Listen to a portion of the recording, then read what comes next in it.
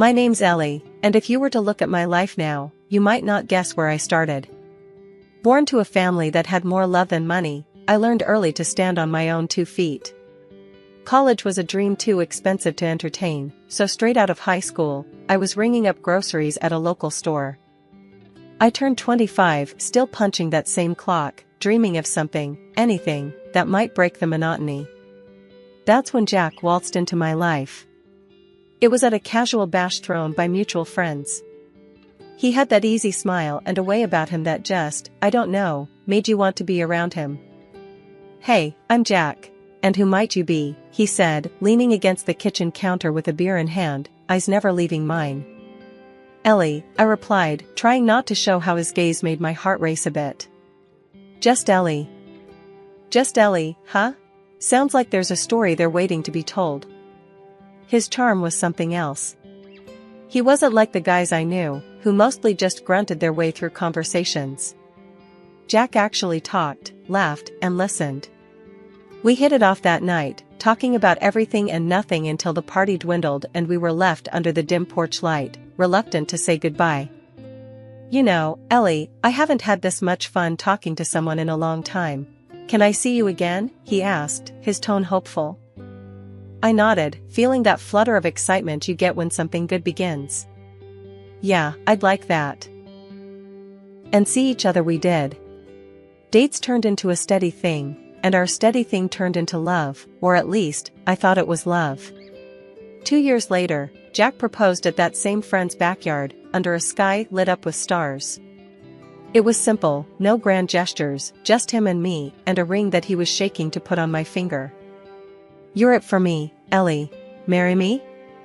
Of course, I said yes. I thought this was it, my happily ever after. The wedding was a modest affair, but filled with laughter and dancing. Our little apartment became the cozy nook of the world where we planned a future and built a life.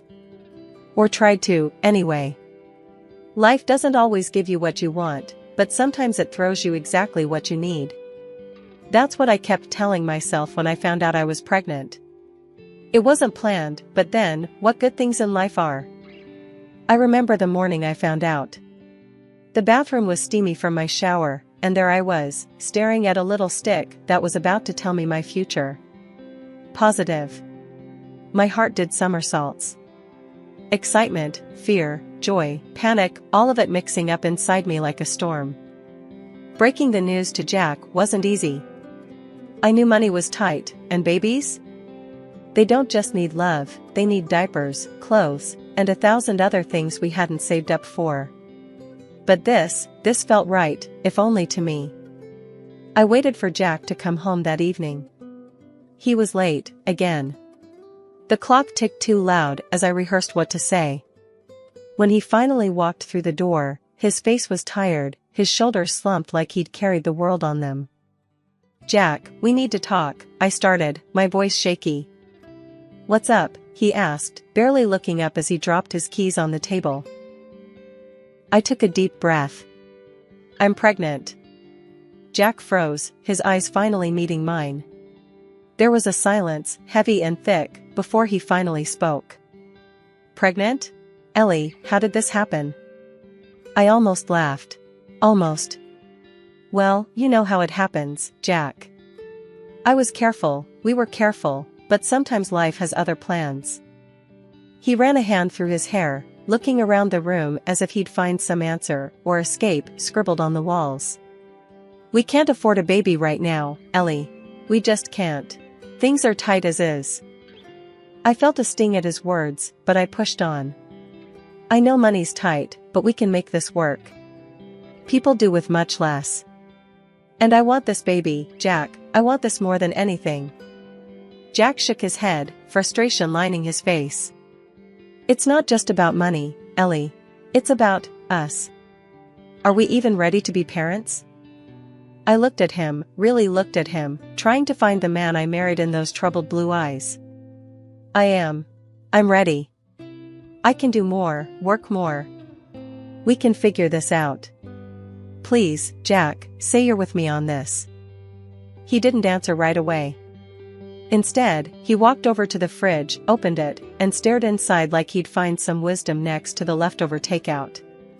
Finally, he shut it, leaned back against the counter, and sighed.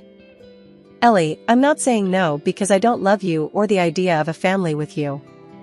But think about our lives, how we struggle with just the two of us. Bringing a kid into this mess doesn't seem fair." I felt tears prick at my eyes, but I blinked them back. "Life's never fair, Jack. But it's ours to make better. I'm having this baby, with or without your blessing. I'd rather it be with, though." Jack looked at me then, really looked at me, as if seeing me for the first time. "You're really set on this?" "Yeah, I am. The birth of our son Danny should have been the happiest moment of our lives, but for Jack and me, it was the start of the hardest times." Jack's absence grew more noticeable every day. He was either at work or just not there mentally when he was home. I remember one evening, a few months after Danny was born, I was rocking him back to sleep after a late-night fuss. Jack walked into the nursery, his face shadowed and tired. "Ellie, we need to talk," he said, barely above a whisper. I looked up, holding Danny a bit closer. "What's up?" My voice was tired, worn out from nights of little sleep and days filled with too much alone. "It's about this," he gestured vaguely around the room, his face strained. "It's about us, about me. I can't do this. It's too much." I felt a chill run down my spine. "What do you mean, you can't do this? Talk to me, Jack. What's going on?" Jack paced a few steps, then stopped, facing away from me. "I'm just overwhelmed. I'm always at work, and when I come home, there's just so much noise, so much need. I thought I could handle it, Ellie, but I can't. I'm not cut out for this father stuff." His words stung, but they weren't a surprise. I'd seen it, the distance, the disconnect. "So what are you saying? You want out? You want to leave your son?" "No, not leave," he struggled to find the right words. "I just need space, Ellie. I need to breathe." That's when I decided I needed more than just to wait around for Jack to come home. I started studying to become a nail technician. The local community college offered night classes, and my mom agreed to watch Danny. I'd study after putting Danny to bed, practicing on plastic hands until my own fingers ached. Finally, I got my license and set up a little studio right in our home. Converting our rarely used dining room into a salon, I started taking clients during the day. It wasn't easy juggling a new business and a baby, but it gave me a sense of purpose, something that was just mine. The money I made was modest at first, but it grew as my reputation spread. I poured my heart into every set of nails I did, every client I talked to. It wasn't just about the money, it was about being Ellie again, not just Danny's mom or Jack's wife who needed to be handled with kid gloves. When Jack got promoted to head the meat purchase department at the cannery, it meant we had to move. It was a big step up for him, but for me, it felt like starting from scratch all over again. We found a small house to rent in the new city, and I set up my nail salon right at home, hoping to attract some local clients. The adjustment wasn't easy. I spent days walking around the neighborhood, handing out flyers and introducing myself. Slowly, clients started trickling in, drawn in by word of mouth and my promise of a neighborly touch in their beauty routines. But Jack wasn't happy. One evening, after I'd finished with a client, he burst out, "Can't you take that stuff somewhere else? The house is always dusty, smells of your chemicals. I can't even relax in my own home." I was wiping down my table, and I stopped, looking at him.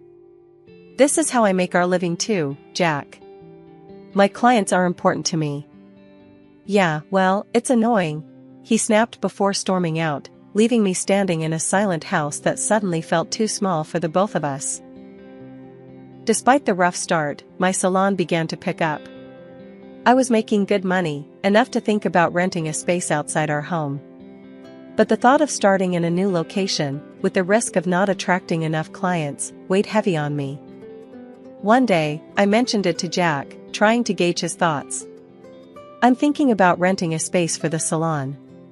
It might be better for us, for the house." He just shrugged, his mind on other things. Do what you want, Ellie. Just make sure it doesn't come back to bite us. His indifference stung, but it was nothing new. Jack's life was changing too. With his bigger salary, he started taking more care of himself, hitting the gym, buying fancy clothes, and attending social events. Events I was never invited to. One night, he was dressing up for another one of those parties, and I couldn't help myself. I had to ask, "Why don't you ever take me with you?" He looked at me through the mirror, a frown lining his forehead. "Ellie, look at us. You're not cut out for that crowd. They're educated, polished. I can't be explaining my wife who does nails." As he left, the silence of the house wrapped around me. His words echoed in my head, fueling a fire I didn't know I had. I was tired of being the invisible support behind his shiny new life. That fire pushed me to take the leap. I used almost all of my savings, $70,000, to open my own salon in a small but bright space downtown. It was a gamble, a huge one, but I was done being just a background in Jack's life. At first, I worked alone. Long days filled with appointments, my hands constantly in motion. The salon slowly gained a reputation for quality and care, and soon, I had enough clients to hire 2 more technicians. One morning, as I was opening up the salon, Jack came in. It was early, and he looked out of place in his business suit among the pastel colors and nail polish racks. "What are you doing here, Jack?" I asked, surprised to see him. "I heard you hired more people." "Sounds like you're getting serious about this," he said, looking around with a mix of curiosity and disdain. "Yes, I am serious. This salon is going to succeed, with or without your approval," I said firmly, meeting his gaze. Jack smirked, a cold, humorless curl of his lip. "Just be careful, Ellie. Don't come crying to me if it all falls apart." As he left, I turned back to my salon, pride swelling in my chest. This was my place, my dream being built. I didn't know what the future held, but for the first time, I felt ready for whatever challenges it might throw my way. That day started like any other in my salon. I was setting up for an afternoon of appointments, feeling good about where things were headed. Just as I was enjoying a rare quiet moment, the door chimed, and in walked Jack, my husband, with a woman I'd never seen before. She was polished, blonde, and carried herself with an air that filled the room. I thought maybe Jack had brought a new client, so I put on my best professional smile and went to greet them. "Hey Jack, who's this with you?" I said, keeping my tone light and friendly. Jack didn't return my smile. His face was all serious as he introduced her. "Ellie, this is Linda. She's going to be my wife." My heart skipped, stumbled, then plummeted. "You're what?" Linda looked at me, her gaze cold and dismissive. "Yes, I'm the CEO at the cannery where Jack works. We're getting married." The room spun a little. "Married? But Jack, what are you talking about? We're married." Jack's eyes were hard, not like the man I remembered marrying. "Ellie, I'm going to be filing for divorce. Linda and I, we're better suited for each other.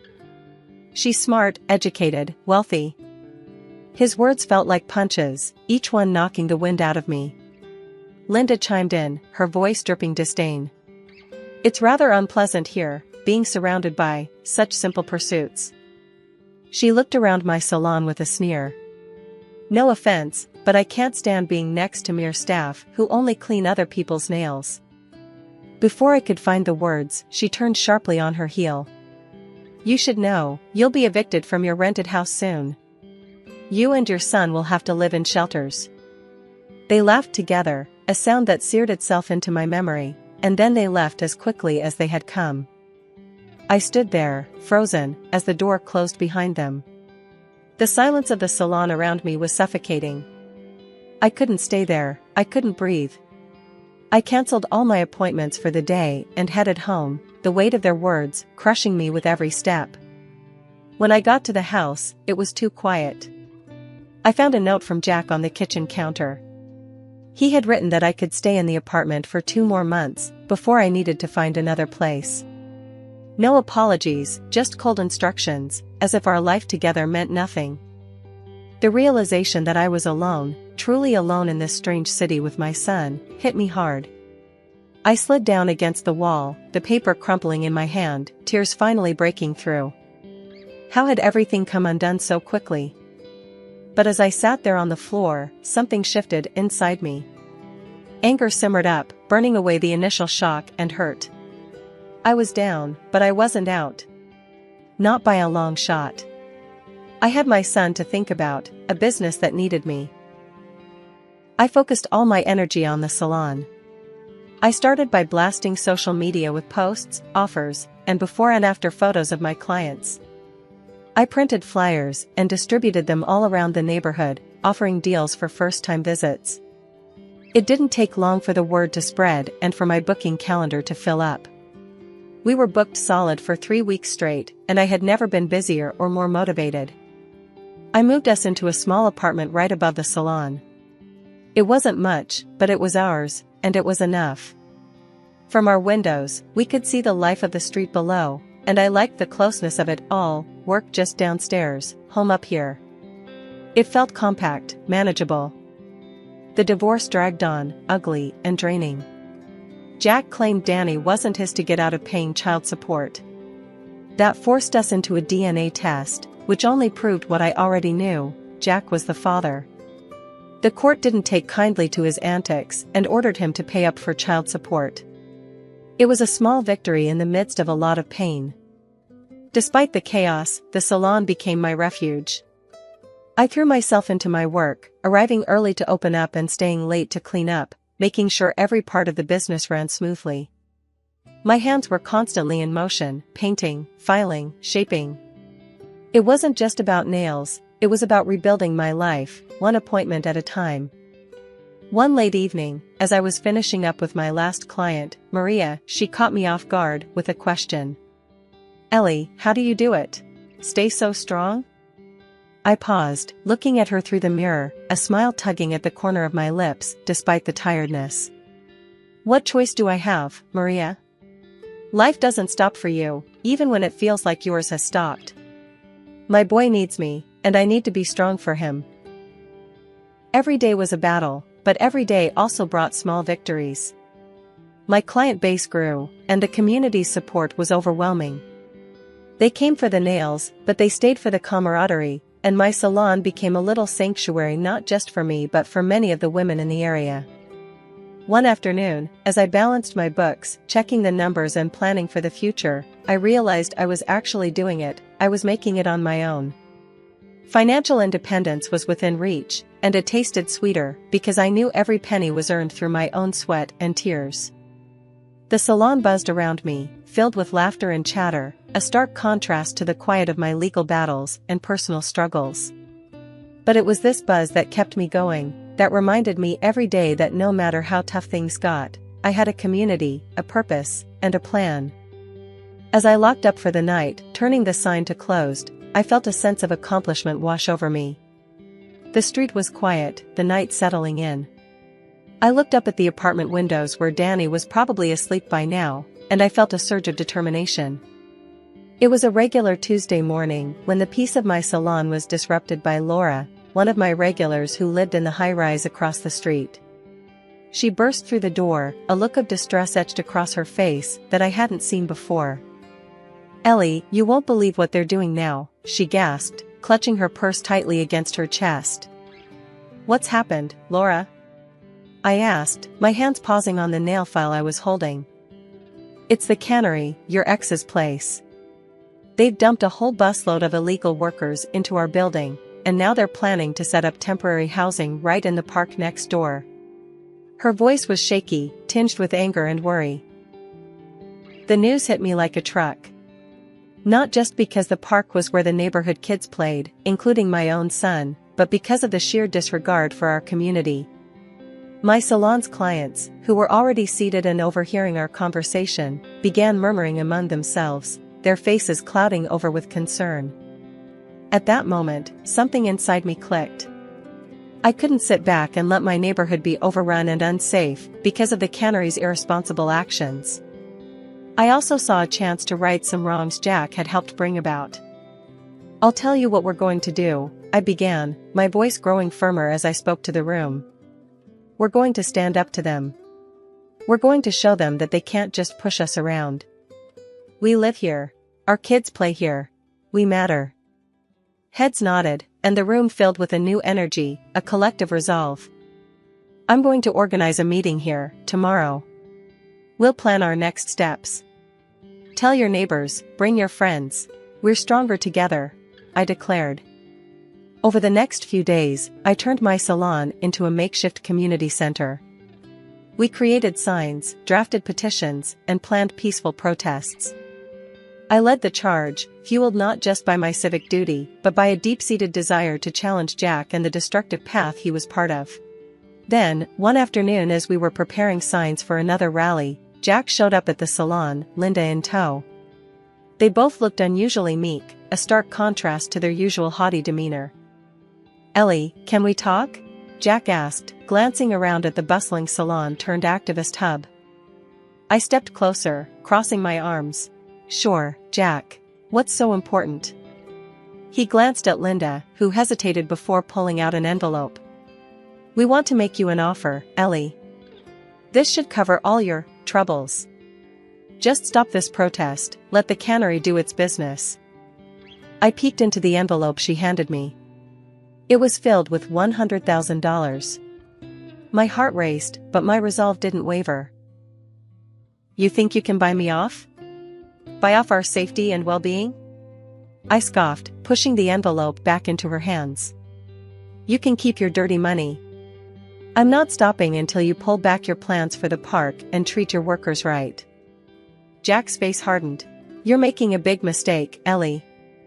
"No, Jack," I shot back, a steely edge to my voice. "The only mistake was thinking you could come here and push us around. I suggest you take your offer, turn around, and get out of this city while you still can." Linda, her face a mask of disbelief, turned on her heel, with Jack trailing behind her. They knew they were defeated, at least for now. It all escalated when Jack and Linda, blinded by greed, began tearing down trees in our local park to build housing for illegal workers. I couldn't just stand by. I took to social media, aired the issue on local TV, and the uproar that followed was louder than anything our town had ever seen. The story caught fire, and soon, even the governor was knocking on our door, or rather, the cannery's door.